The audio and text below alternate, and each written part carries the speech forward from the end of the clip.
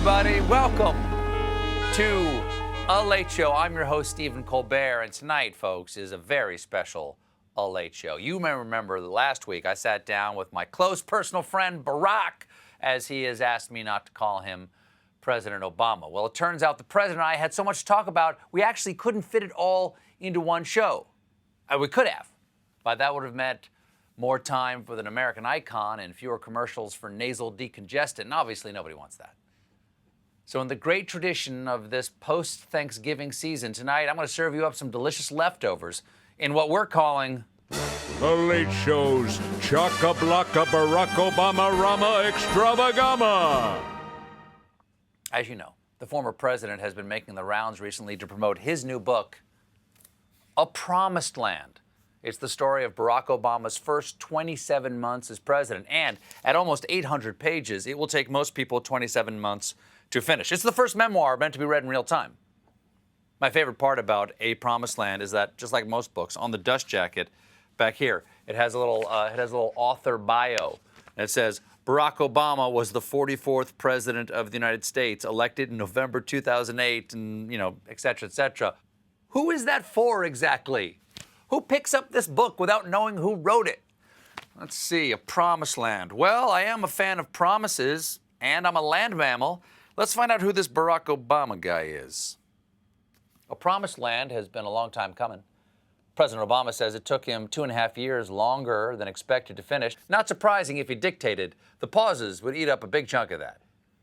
The book's already a huge deal, selling a record-breaking 1.7 million copies in the first week. In fact, demand for A Promised Land in America is so high that the international publisher has printed 1.5 million copies in Germany to bring over on cargo ships. But I'm sure customers won't notice the difference between the American version and the German one.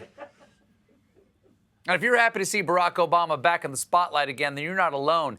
Independent bookstores in particular are reporting unprecedented first-day sales, which could prove crucial in recovering some of the losses suffered during the shutdown. How many times does this man need to save the economy? He propped up the auto industry, now publishing, and next week he's bringing back America's shopping malls by getting his ears pierced at Claire's. Now, Obama's a Democrat, but in his early years, he did flirt with other political ideologies, and I do mean flirt. As he says in his book, a performative interest in the writings of political philosophers like Karl Marx and Franz Fanon gave him something to say to the long-legged socialist who lived in his dorm and the ethereal bisexual who wore mostly black. Oh, yeah. Nothing gets the ladies going like a little Marxism. Hey, baby, are you a religion? Because you're the opiate of my masses. Let's make like the proletariat and seize each other's means of production. Obama also reveals who had the final say on one of his most iconic slogans. He was pitched a campaign ad where he looked into the camera and said, "Yes, we can." Obama says, "I thought it was corny," but the director showed it to Michelle, who deemed it not corny at all. Thank goodness Michelle Obama told him not to play it so cool. Otherwise, we would have been stuck with posters that said, "Hope" or whatever. No big deal. Now that the book is on the shelves, Obama is not resting on his laurels. He and the former First Lady have announced they'll be producing a Netflix sketch comedy series about the transition chaos from his administration to number 45. A Netflix show about taking over the White House from Obama? Please call it Orange is the New Black. But you've heard enough of me talking about Barack Obama. Let's change things up and watch me talking to Barack Obama. Jim? Thank you so much for coming down. You needed a change in venue. I got nothing else going on right now. Yeah, it's good to see you. Nice to see you too. Yeah. Nice to see you too. How have you been? You look well. Thank you very much. You look well too. That's an exceptionally nice suit. Thank you very much. Do you not own a tie?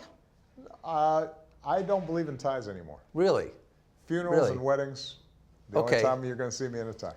Now that you're no longer the President of the United States, do I still have to be dignified No. around you? You No? weren't dignified on me previously. By my scale, By my standards, I've been very dignified around you over the years. Evie insisted that I wear a suit today. I was against it. Because after 8 months, my body is no longer suit-shaped. Listen, man, you look good in your suit. You shaved. Thank you. Shoes are polished. Thank you very much. I think she just wanted to see you upgrade a little bit. I think so too. I think so too. By the way, I am enjoying Thank you. A Promised Land. Yes. You write in the book, and he writes this in the book, you write this in the book, that one of the things you notice about becoming president is that no one ever calls you by your first name again. Yeah. And I haven't seen you in the last 4 years, but I spent a lot of time with your wife. Yeah. We actually traveled to London together to interview for her book in Nashville, and she gave me a cake on my birthday, and we danced on my birthday. She's been on the show a bunch of times. We actually did a pillow fort thing together. I understand. You guys We are had a great besties. time. I understand. She actually got an email recently from one of her assistants saying that she is done with me calling her Madam First Lady, and that I am to call her Michelle in no uncertain terms. And I have not seen her yet to actually do that. Yeah. But I'm going to get the courage to do that when I see her next. Mr. President, is there anything you'd like to say to me? No. You know what? I take that back. I'm sorry? You don't have to call me Mr. President. You can just call me President. Okay, thank you. Thank you. All right. On behalf of a lot of Americans, I think I can say with confidence that we missed you Thank you. these last 4 years. Did you miss you? Did you ever look at something going on in the news and go, you know what the situation needs? Little Barack Obama. I've said this before. People would ask me, knowing what you know now, do you wish like you had a third term? And I used to say, you know what? If I could make an arrangement where I had a stand-in, a front man or front woman, and they had an earpiece in, and I was just in my basement in my sweats, looking through the stuff, and then I could sort of deliver the lines, but somebody else was doing all the talking and ceremony. Wow. I'd be fine with that because I found the work fascinating. I mean, I write about the even on my worst days, I found puzzling out, these big, complicated, difficult issues, especially if you were working with some great people, to be professionally really satisfying. But I do not miss having to wear a tie every day. And are there things that you like? Are there aspects of the job? Because we found out from your successor that there's a whole bunch of stuff you don't actually have to do, and people still can see you president. Do you look at it and go like, I didn't have to do any of that stuff? I know. I don't do this stuff. Are there any things that he chucked out? You went, oh, if only I had known I didn't have to do that. I think there's a lot. I thought Respond to subpoenas. Follow the Constitution. Yeah, that's a drag. That Constitution's a drag. You've said you've written this book for young people of the next generation. You're 59, I'm 56. What would you like us Gen Xers to know? Get out of the way. Okay, Boomer.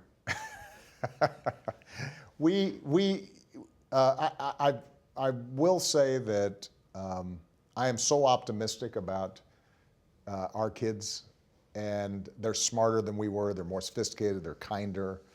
They're environmentally more conscious. They believed in stuff, as I write in the preface, that maybe we gave lip service to but didn't always want to live out because it required some sacrifice, and you see them living out their commitments in really powerful ways.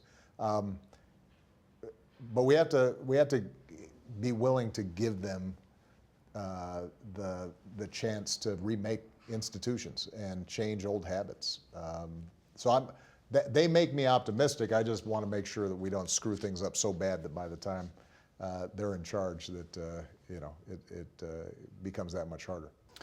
By the way, have you listened to your own audiobook of this? I know you recorded it, but I did record it, so I was listening to it while I was speaking. I've really enjoyed the audiobook. The fun fact is that you can listen to your audiobook at double speed. You can't tell that it's actually going faster. Your voice is a little higher, isn't it? No, your voice stays the same level, but just at normal speed, normal human talking speed. Okay. Let's see. Let me see. What else you got? Hold that thought. We'll be right back with more of the 44th President of the United States, Barack Obama.